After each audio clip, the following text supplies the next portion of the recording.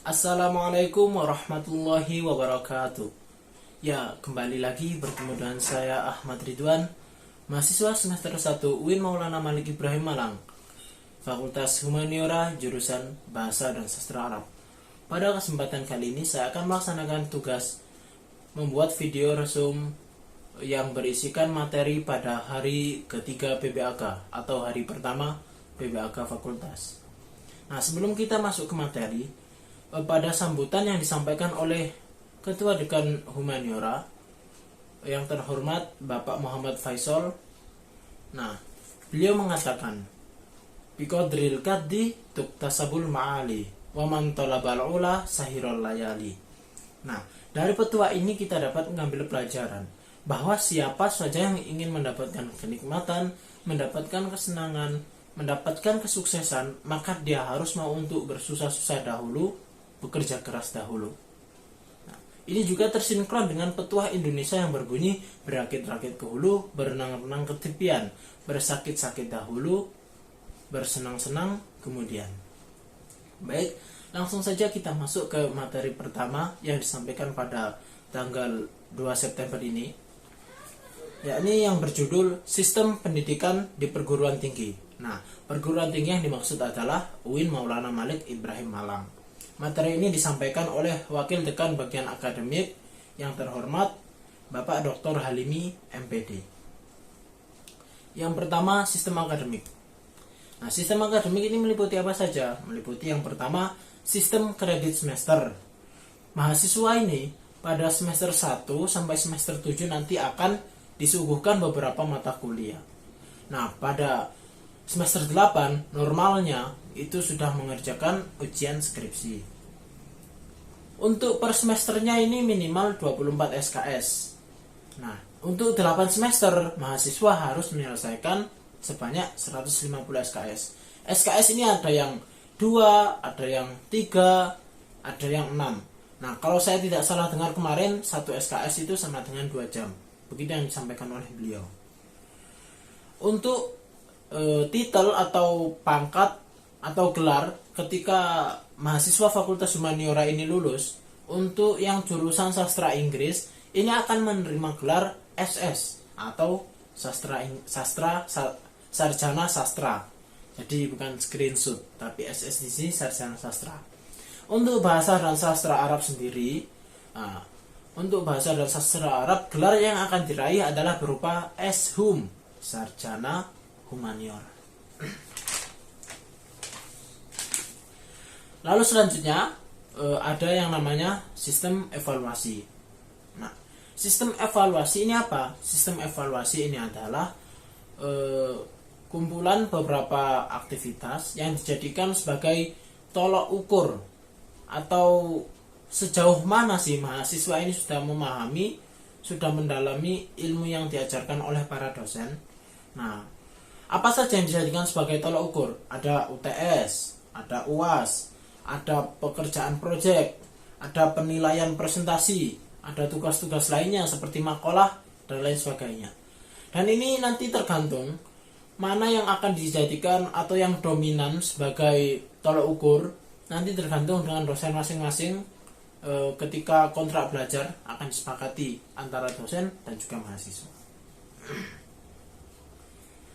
Lalu untuk itu semua, ketika seluruh kegiatan yang dijadikan sebagai tolak ukur tadi disatukan, nah diakumulasikan, maka di situ akan muncullah yang namanya IPK, indeks prestasi kumulatif. Itu ada yang nilai A, B, C, dan D. Ketika kita mendapatkan nilai C saja, itu sudah dinyatakan lulus. Tapi ketika kita mendapatkan nilai D, maka harus mengulang. Nah, seperti itu. Lalu selanjutnya nanti mahasiswa pada akhirnya akan menjalani ujian skripsi ketika sudah memenuhi seluruh syarat. Ada pula syaratnya sebagai berikut. Yang pertama adalah PKL. Nah, PKL ini berupa seperti magang begitu ya. PKL ini praktik kerja lapangan. Ini normalnya dilakukan mahasiswa pada semester 7 juga semester 8. Lalu selanjutnya juga ada yang namanya ujian komprehensif. Ujian komprehensif ini itu adalah seluruh mata kuliah dari semester 1 sampai semester 7 itu akan diujikan. Nah, ketika seorang mahasiswa lulus, mendapatkan nilai lulus dari ujian ini, maka dia berhak untuk melakukan ujian skripsi. Jika belum, maka harus mengulang ujian ini untuk dapat melakukan ujian skripsi. Nah, lalu ada juga yang namanya SKKM. Nah, ini harus dipenuhi. Nah, yang berisi minimal 250 poin agar bisa melakukan ujian skripsi. PKL sendiri ini itu jadi sesuai dengan matkul profesi yang dipilihnya. Jika nanti matkul profesinya menjadi guru, pengajar, maka nanti PKL-nya juga sebagai pengajar. Kalau yang memilih matkul profesinya nanti sebagai diplomat, maka nanti PKL-nya juga yang berkaitan atau ada keterkaitannya dengan diplomat. Nah, seperti itu. Lalu selanjutnya juga ada yang namanya SIAKAT. Nah, masing-masing mahasiswa UIN Malang ini akan memiliki akun SIAKAT masing-masing.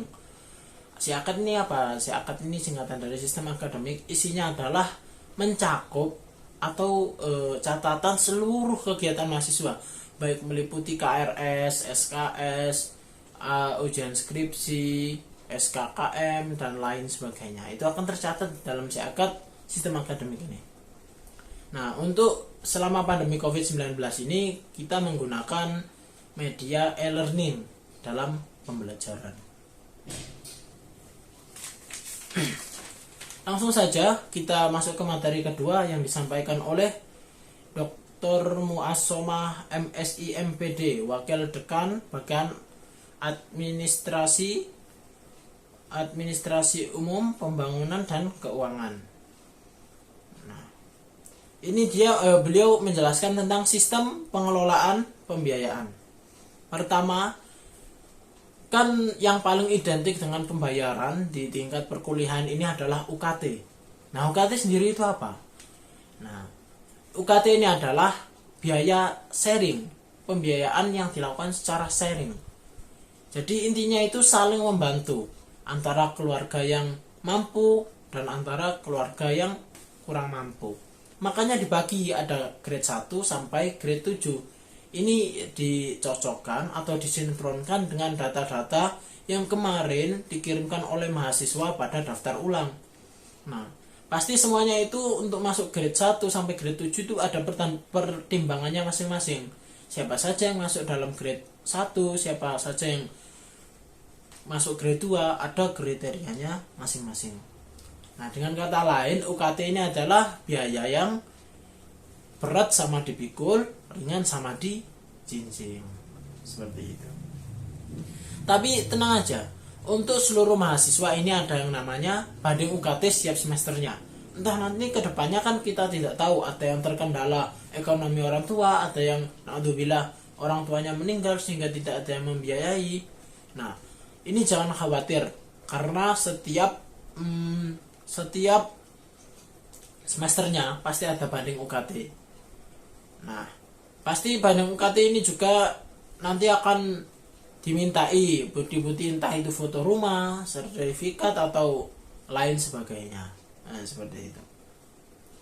Kampus kita ini juga memfasilitasi mahasiswa berupa beasiswa.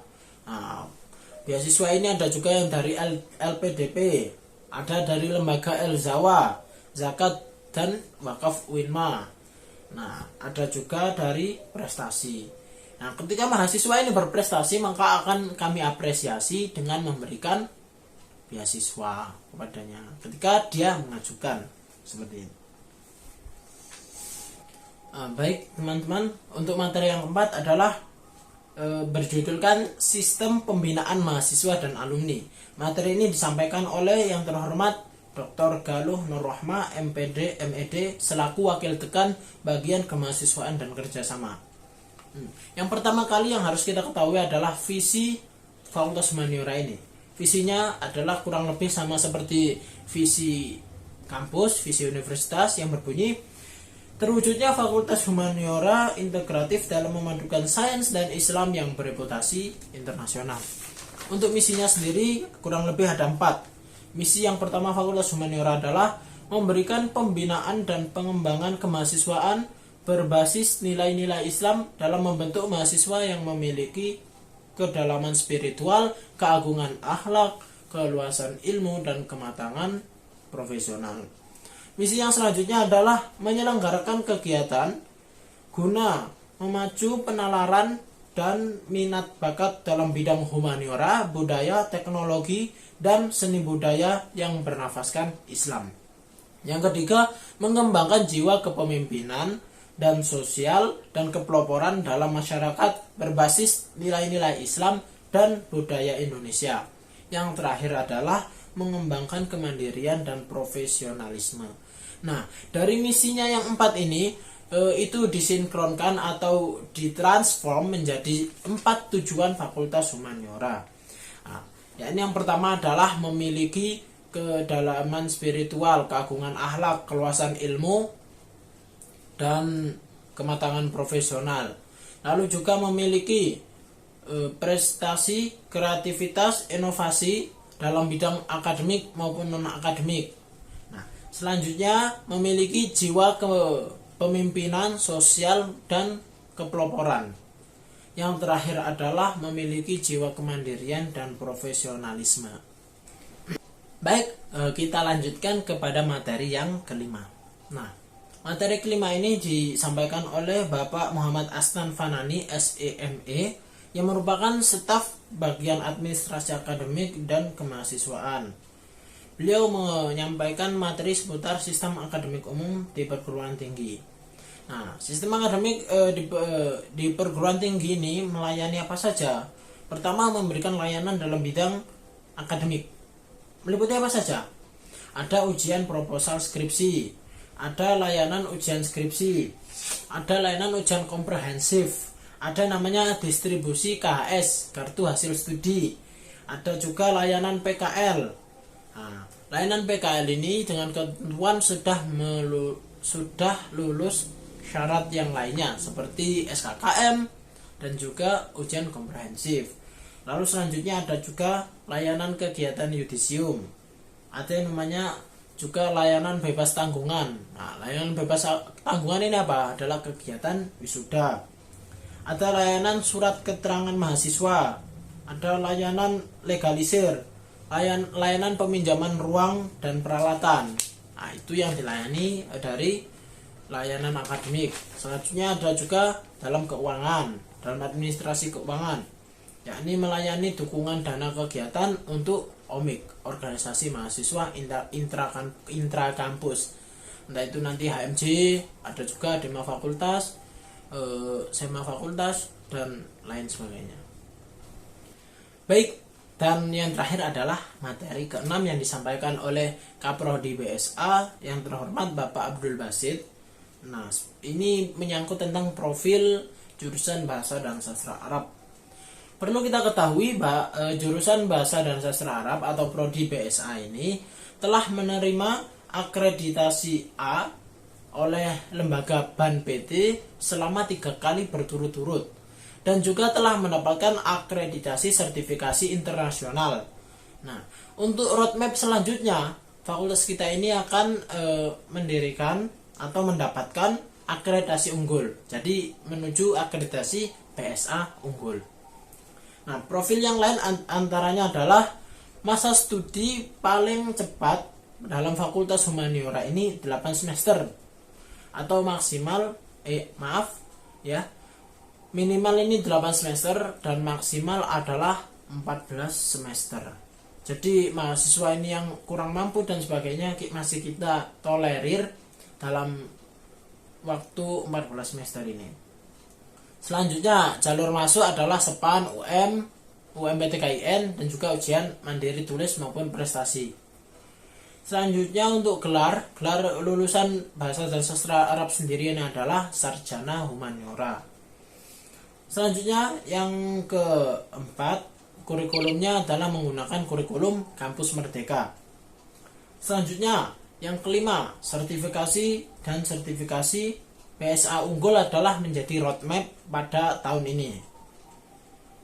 Nah, untuk jumlah dosen dan tenaga pendidik pada jurusan Bahasa dan Sastra Arab ini ada sebanyak 32 dosen dan 18 tenaga pendidik. Nah, beban SKS sendiri adalah 150 SKS. Seperti itu. Lalu ada juga kurikulum Prodi Bahasa dan Sastra Arab. Yang pertama ada MKU, mata kuliah umum, ada mata kuliah kekhasan, ada mata kuliah fakultas, mata kuliah keahlian prodi, mata kuliah keahlian pilihan prodi, mata kuliah keahlian lapangan prodi, lalu yang terakhir adalah tugas akhir. Mungkin sekian apa yang dapat saya sampaikan pada kesempatan kali ini. Semoga bermanfaat bagi diri saya pribadi dan juga untuk teman-teman sekalian. Kurang lebihnya saya mohon maaf yang sebesar-besarnya. Billahi taufiq wal hidayah. Wassalamualaikum warahmatullahi wabarakatuh.